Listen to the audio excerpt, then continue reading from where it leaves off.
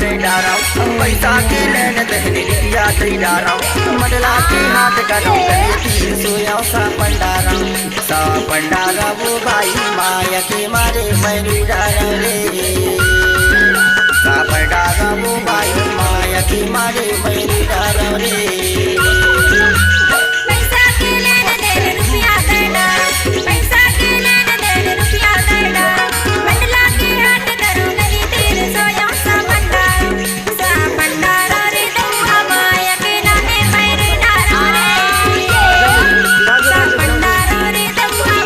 वीरेंद्र कुमार मरावी को टोला पाटन वाले।